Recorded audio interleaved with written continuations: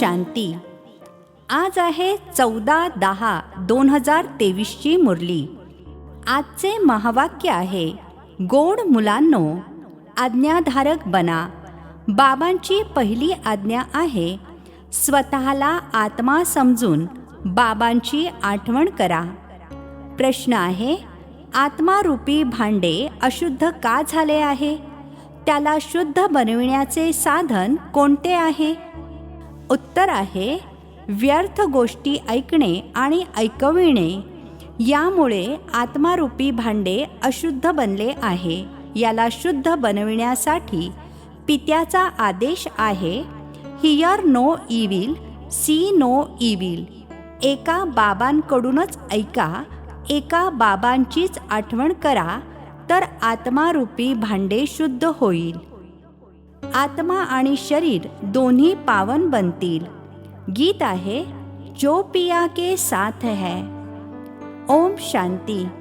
ओम शांतीचा अर्थ तर मुलांनी समजून घेतलेला आहे. मुलांना वेळोवेळी पॉइंट्स दिले जातात. ज्याप्रमाणे वेळोवेळी सांगितले जाते, बाबांची आणि वारशाची आठवण करा. इथे कोणा मनुष्याची आठवण नाहीये. ते मनुष्य एखाद्या मनुष्याची अथवा कोणत्या देवतांची आठवण करून देतील. कोणीही पारलौकिक पित्याची आठवण करून देऊ शकणार नाही, कारण पित्याला कोणी जाणत नाहीत. इथे तुम्हाला वारंवार सांगितले जाते, स्वतःला आत्मा समजून बाबांची आठवण करा. ज्याप्रमाणे पित्याला मुले होतात, तेव्हा सर्व समजू शकतात की हा पित्याकडून वारसा घेण्यासाठी आला आहे. मग त्याला पिता आणि वारशाची आठवण राहते. इथे देखील असेच आहे, परंतु जरूर मुले पित्याला जाणत नाहीत, म्हणून पित्याला यावे लागते. जे बाबांच्या सोबत आहेत त्यांच्यासाठी हा ज्ञानाचा पाऊस आहे. वेदशास्त्रांमध्ये जे ज्ञान आहे ते सर्व आहे भक्ती मार्गाची सामग्री. जप, तप, दान, पुण्य, संध्या, गायत्री इत्यादी जे काही करतात ते सर्व आहे भक्ती मार्गाची सामग्री. संन्यासी सुद्धा भक्त झाले. पवित्रतेशिवाय कोणीही शांतीधाममध्ये जाऊ शकत नाही, म्हणून ते घरदार सोडून जातात. परंतु सर्वच दुनिया तर असे करणार नाही. त्यांच्या या हठयोगाची सुद्धा ड्रामामध्ये नोंद आहे. तुम्हा मुलांना राजयोग शिकवण्यासाठी कल्पकल्प एकदाच येतो. माझा इतर दुसरा कोणताही अवतार असत नाही. रिइन्कार्नेशन ऑफ गॉड अर्थात ईश्वराचा पुनर्जन्म. ते झाले उच्चते उच्च. रिइन्कार्नेशन ऑफ जगदंबा अर्थात जगत अंबाचा पुनर्जन्म. आणि जगत पिता सुद्धा जरूर असले पाहिजेत. वास्तविक रिइन्कार्नेशन अर्थात पुनर्जन्म शब्द केवळ बाबांनाच लागू होतो. सद्गती दाता एक बाबाच आहेत. असे तर प्रत्येक वस्तू पुन्हा रिइन्कार्नेट होते. ज्याप्रमाणे आता भ्रष्टाचार आहे, तर म्हणतील भ्रष्टाचार रिइन्कार्नेट झाला, अर्थात भ्रष्टाचाराचा पुनर्जन्म झाला आहे. पुन्हा भ्रष्टाचार झाला आहे, पुन्हा श्रेष्ठाचार येईल. पुनर्जन्म तर प्रत्येक वस्तूचा होतो. आता जुनी दुनिया आहे, मग नवीन दुनिया येईल.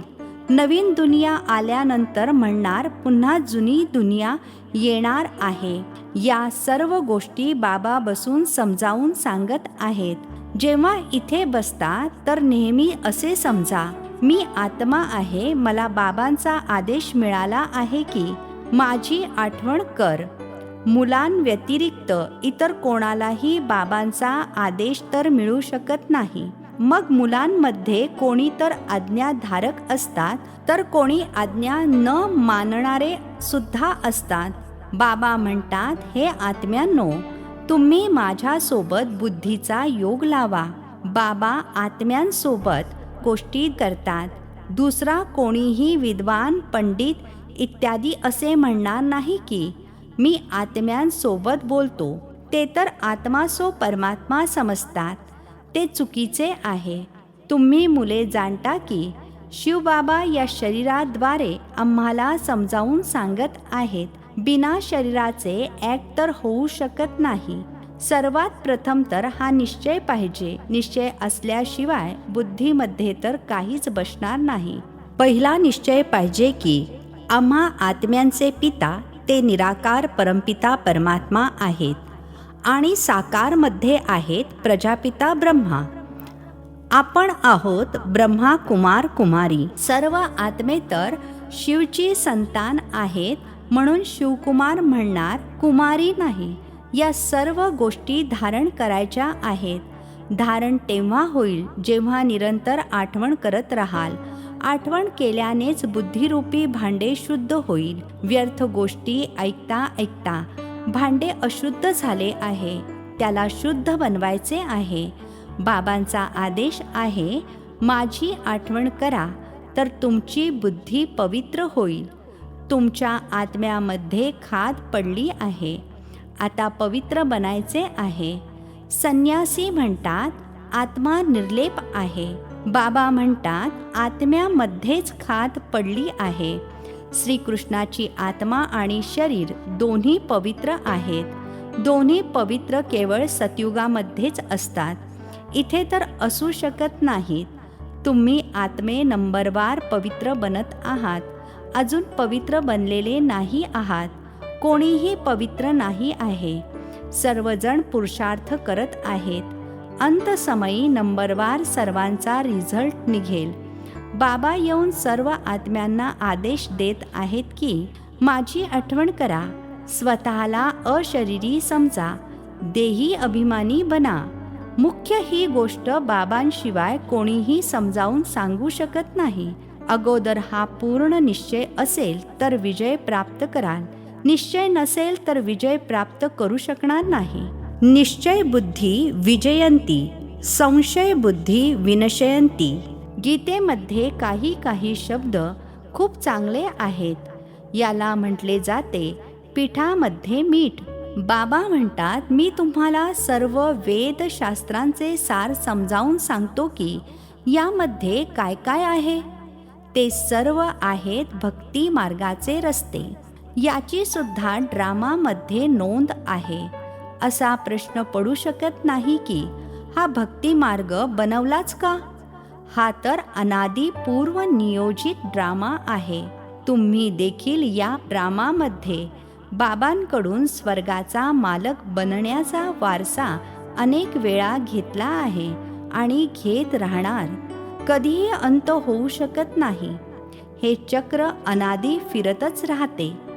तुम्ही मुले आता दुःखधामामध्ये आहात, मग शांतीधामामध्ये जाणार. शांतीधाममधून सुखधाममध्ये जाणार, मग दुःखधाममध्ये येणार.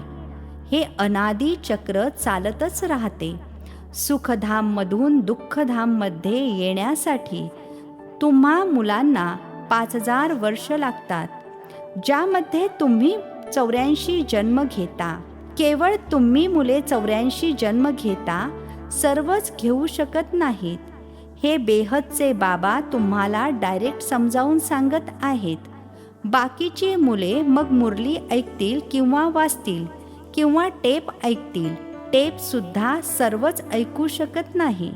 तर सर्वात पहिले तुम्हा मुलांना उठता बसता या आठवणीमध्ये राहायचे आहे. मनुष्य तर माळा फिरवत राम राम जपत राहतात. रुद्राक्षाची माळा म्हणतात ना, आता रुद्र तर आहेत भगवान. मग या माळेमध्ये मेरुमणी जोडमणी आहे, ते तर विष्णूचे युगल स्वरूप आहे. ते कोण आहेत. हे मात पिता, जे मग विष्णूची 2 रूपे लक्ष्मी नारायण बनतात, म्हणून याला मेरू म्हटले जाते. फूल आहे शिवबाबा, मग मेरू आहेत हे मम्मा बाबा, ज्यांना मात पिता म्हणता. विष्णूला मात पिता म्हणू शकत नाही. लक्ष्मी नारायणाला मात पिता तर त्यांची मुलेच म्हणतील. आजकाल तर सर्वांच्या समोर जाऊन म्हणतात त्वमेव माताश्च पिता. बस, कोणी एकाने महिमा केली तर त्यांच्या मागे फॉलो करू लागतात. ही आहे अनरायटियस दुनिया, अर्थात असत्य दुनिया. कलियुगाला म्हटले जाते अनरायटियस, अर्थात असत्य. सतयुगाला म्हटले जाते रायटियस, अर्थात सत्य. तिथे आत्मा आणि शरीर दोन्ही पवित्र असतात. सतयुगामध्ये श्रीकृष्ण गोरा आहे, तर अंतिम जन्मामध्ये त्याची आत्मा सावळी बनली आहे. हे ब्रह्मा सरस्वती यावेळी सावळे आहेत ना. आत्मा काळी बनली आहे, तर त्याचा दागिना अर्थात शरीर सुद्धा काळे बनले आहे. सोन्यामध्ये खाद पडते, त्यापासून जो दागिना बनतो तो सुद्धा खादवाला, अर्थात अशुद्ध. सतयुगामध्ये जेव्हा देवी देवतांचे गव्हर्नमेंट असते, तेव्हा ही खोट, अर्थात खाद असत नाही. तिथे तर सोन्याचे महाल बनतात. भारत सोन्याची चिडिया होता, आता तर भेसळ आहे. अशा भारताला पुन्हा स्वर्ग बाबाच बनवू शकतात. बाबा समजावून सांगत आहेत, श्रीमत भगवानु वाच आहे ना. श्रीकृष्ण तर दैवी गुणवाला आहे, 2 हात 2 पाय असलेला आहे. चित्रांमध्ये तर कुठे नारायणाला, कुठे लक्ष्मीला 4 भुजा दिल्या आहेत. समजत काहीच नाही. ओम शब्द देखील म्हणतात आणि ते ओमचा अर्थ सांगतात की ओम म्हणजे मी गॉड. जिथे पाहतो तिथे गॉडच गॉड आहे, परंतु हे तर चुकीचे आहे. खरं तर ओम अर्थात अहम आत्मा. बाबा सुद्धा म्हणतात अहम आत्मा, परंतु मी सुप्रीम आहे, म्हणून मला परमात्मा म्हटले जाते. मी परमधाम मध्ये राहतो. उच्च ते उच्च भगवान. मग सूक्ष्म वतनमध्ये ब्रह्मा विष्णू शंकराची आत्मा आहे. मग खाली याल तर हा मनुष्य लोक, अर्थात मानवी जग आहे. ते दैवी लोक, अर्थात देवतांचे जग. ते आत्म्यांचे लोक, अर्थात आत्म्यांचे जग, ज्याला मूल वतन म्हटले जाते. या गोष्टी समजून घेण्यासारख्या आहेत. तुम्हा मुलांना हे अविनाशी ज्ञान रत्नांचे दान मिळत आहे, ज्याद्वारे तुम्ही भविष्यामध्ये मालामाल डबल सिरताज बनता. पहा, श्रीकृष्णाला 2 ताज आहेत ना. मग तोच मुलगा चंद्रवंशीमध्ये येतो तेव्हा 2 कला कमी होतात. मग जेव्हा वैश्यवंशीमध्ये याल तेव्हा अजून 4 कला कमी होतील. मग लाईटचा ताज नाहीसा होईल, बाकी रत्नजडित ताज राहील. मग जे चांगले दान पुण्य करतात त्यांना एका जन्मासाठी चांगली राजाई मिळते. मग दुसऱ्या जन्मामध्ये सुद्धा चांगले दान पुण्य केले तरी देखील राजाई मिळू शकते. इथे तर तुम्ही 21 जन्मांसाठी राजाई प्राप्त करू शकता. मेहनत करावी लागते. तर बाबा आपला परिचय देतात, म्हणतात आय एम सुप्रीम सोल. म्हणून त्यांना परमपिता परम आत्मा, अर्थात परमात्मा म्हटले जाते. तुम्ही मुले त्या सुप्रीमची आठवण करता. तुम्ही आहात शाळीग्राम, ते आहेत शिव. शिवाचे मोठे लिंग आणि शाळीग्राम मातीचे बनवतात. ते कोणत्या आत्म्यांचे यादगार बनवतात हे सुद्धा कोणी जाणत नाहीत. तुम्ही शिवबाबांची मुले भारताला स्वर्ग बनविता, म्हणून तुमची पूजा होते. मग तुम्ही देवता बनता तेव्हा सुद्धा तुमची पूजा होते. शिवबाबांसोबत तुम्ही इतकी सेवा करता, म्हणून शाळीग्रामांची सुद्धा पूजा होते. जे उत्तम ते उत्तम कर्तव्य करतात त्यांची पूजा होते आणि कलियुगामध्ये जे चांगले काम करतात त्यांचे यादगार बनवतात. कल्पकल्प बाबा तुम्हा मुलांना संपूर्ण सृष्टीचक्राचे रहस्य समजावत आहेत. अर्थात तुम्हाला स्वदर्शन चक्रधारी बनवतात. स्वदर्शन चक्र विष्णूला असू शकत नाही. विष्णू तर देवता आहे. हे संपूर्ण ज्ञान तुम्हाला आहे. मग लक्ष्मी नारायण बनाल तर हे ज्ञान राहणार नाही. तिथे तर सर्व सद्गतीमध्ये आहेत. तुम्ही मुले हे ज्ञान आत्ताच ऐकता. मग राजाई प्राप्त करता. स्वर्गाची स्थापना झाली, मग ज्ञानाची आवश्यकता राहत नाही.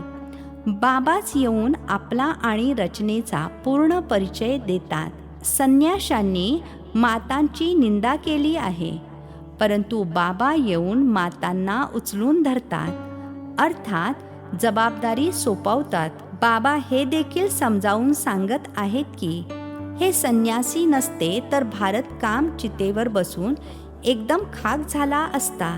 जेव्हा देवी देवता वाम मार्गामध्ये जातात तर त्यावेळी अतिशय जोरदार भूकंप होतो. मग सर्व काही खाली अर्थात पाताळात जाते. दुसरे खंड इत्यादी तर नसतात, भारतच असतो. इस्लामी इत्यादी तर नंतर येतात. तर मग त्या सतयुगातील वस्तू इथे राहत नाहीत. तुम्ही जे सोमनाथचे मंदिर पाहता ते काही वैकुंठामधले नाही आहे. हे तर भक्ती मार्गामध्ये बनवले आहे, ज्याला मोहम्मद गझनवी इत्यादींनी लुटले. बाकी देवतांचे महाल इत्यादी सर्व भूकंपामध्ये गायब होतात असे नाही. महालच्या महाल खाली गेले आहेत, तेच मग वरती येतील? नाही, ते तर आतमध्येच मोडतोड होऊन सडून जातात. मग त्याच वेळी जेव्हा खोदून काढतात तेव्हा काही ना काही अवशेष मिळतात. आता तर काहीच मिळत नाही. शास्त्रांमध्ये काही या गोष्टी नाही आहेत. सद्गती दाता आहेतच एक बाबा. सर्वात अगोदर तर हा निश्चय पाहिजे. निश्चयामध्येच माया विघ्न आणते.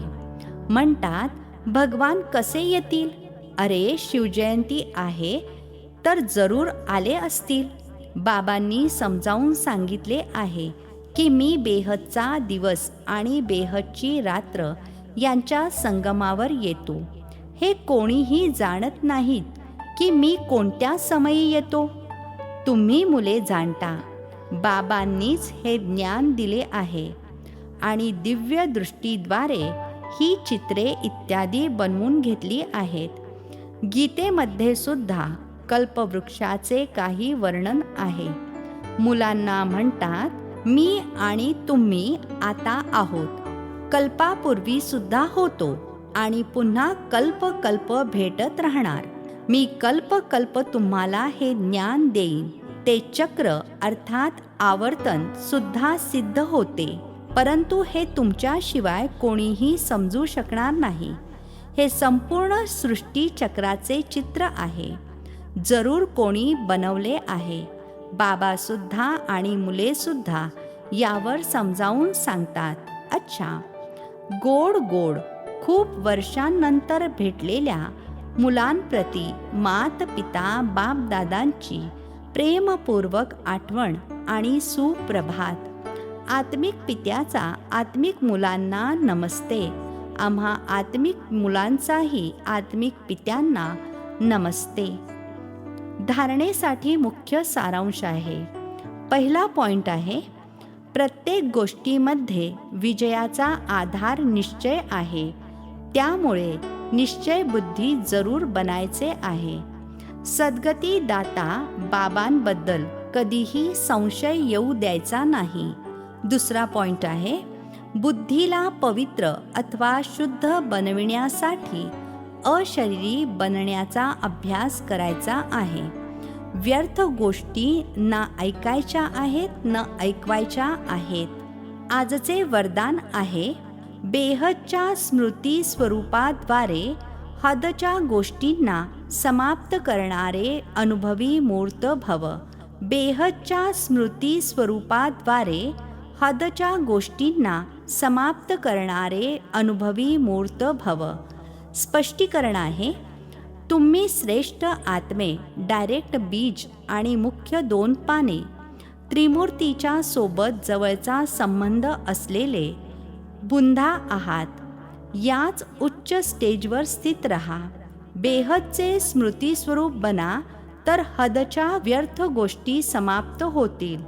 आपल्या बेहदच्या बुजुर्गपणामध्ये या, तेव्हा सदैव सर्व अनुभवी मूर्त बनाल. जे बेहदच्या पूर्वजपणाचे ऑक्युपेशन आहे त्याला नेहमी स्मृतीमध्ये ठेवा. तुम्हा पूर्वजांचे काम आहे अमर ज्योती बनून अंधारामध्ये भटकणाऱ्या आत्म्यांना ठिकाणावर पोहोचविणे. स्लोगन आहे, कोणत्याही गोष्टींमध्ये गोंधळून जाण्याऐवजी मजेचा अनुभव करणे हेच मस्त योगी बनणे आहे. कोणत्याही गोष्टींमध्ये गोंधळून जाण्याऐवजी मजेचा अनुभव करणे हेच मस्त योगी बनणे आहे. अच्छा, ओम शांती. नवनवीन मराठी व्हिडिओज प्राप्त करण्यासाठी सबस्क्राईब करा मराठी गॉडलीवूड चॅनलला.